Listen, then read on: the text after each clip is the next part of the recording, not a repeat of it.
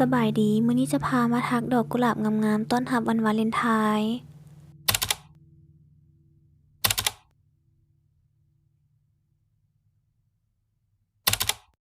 เริ่มต้นแม่นทักโซ่ขึ้น53โซ่วิธีการทักโซ่แม่นเกาะได้ลอดห่วงวงมนก็จะได้เป็นโซ่ทักไปยาวๆเลย53โซ่พยายามนับให้ถูกต้องเพราะว่าหลายคนอาจจะลืมได้เนาะเพราะว่ายาวกว่าจะฮอด53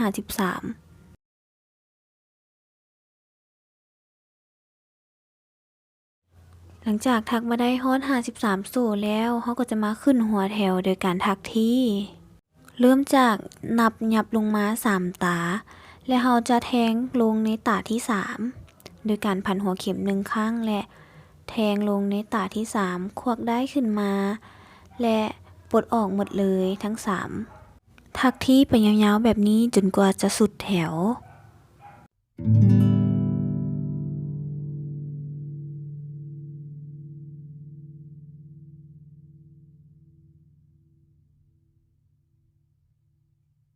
หลังจากทักที่มาจนฮอดสุดหัวแถวแล้วเขาก็จะ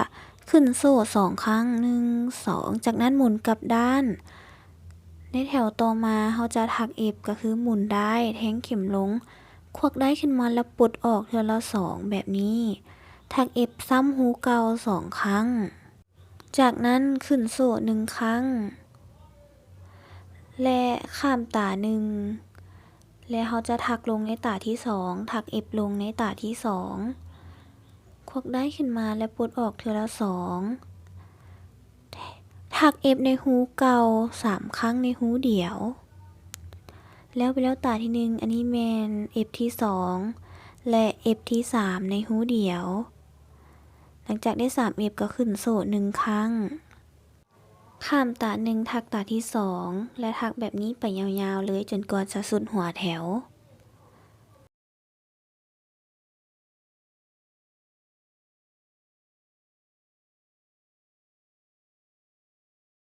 หลังจากทักมาจนสุดแถวแล้วเขาก็จะมาขึ้นโซ่2ครั้ง1 2หมุนกลับด้านจากนั้นหมุนได้และทัก F F ที่2แม้นเขาจะทัก FV ก็คือทัก F ในหูเดียว2ครั้ง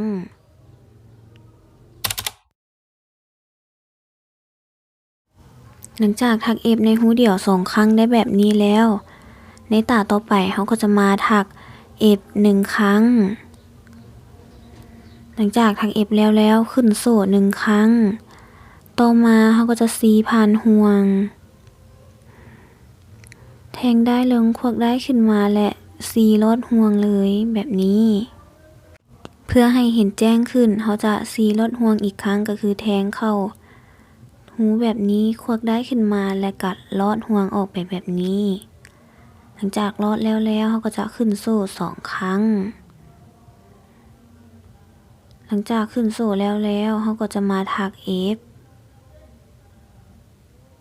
แบบนี้เรามากระทัก FV ทัก F ในหูเดียว2ครั้ง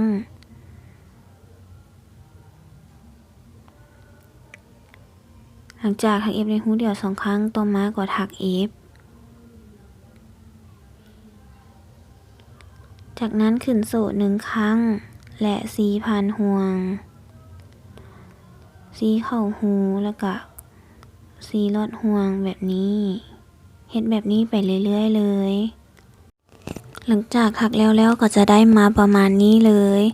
ทักทั้งหมด5ตาสำหรับสีขาวเราจะทักทั้งหมด5กีบจากนั้นขึ้นโซ่1ครั้งแทงเข็มลงต่อมาจะเป็นการสลับสีได้ก็คือเอาได้อีกสีออกมาควักได้ออกมาจับส่วนได้ไว้ให้แน่นบ่ให้หลุดต่อมากับสีลอดห่วงสีขาวได้สีขาวเขาก็จะจงไว้พอประมาณ1คือกันจากนั้นขึ้นโซ่ต่อมาเขาก็จะทัก F ทับส่วนได้เพื่อที่จะเสื่องส่วนได้ไว้ทับไปแบบนี้เลยเส้นได้ก็จะอยู่ทางไหนแล้วก็จะเนียนไปกับดอกไม้เลยท ถักแบบนี้ไปเรื่อยจนกว่าจะได้ครบ5กีบถัก F และถัก FV และถัก F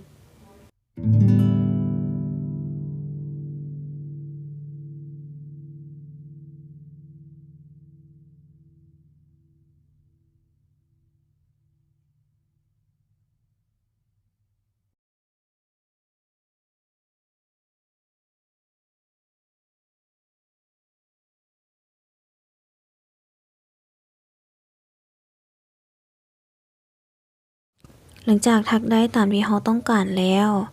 เราก็จะมาสลับสีอีกครั้งหนึ่งแทงเข็มไว้แล้วเราก็จะเอาได้อีกสีออกมาจับเป็นห่วงมุนๆแล้วเกาะขึ้นมาจับส่วนได้ไว้ และสีลอดผ่านห่วงแบบนี้ ดึงได้อีกสีมัดไว้ให้แน่น จากนั้นก็ถัก F และถัก FV สลับไปจนกว่าจะสุดแถวเลย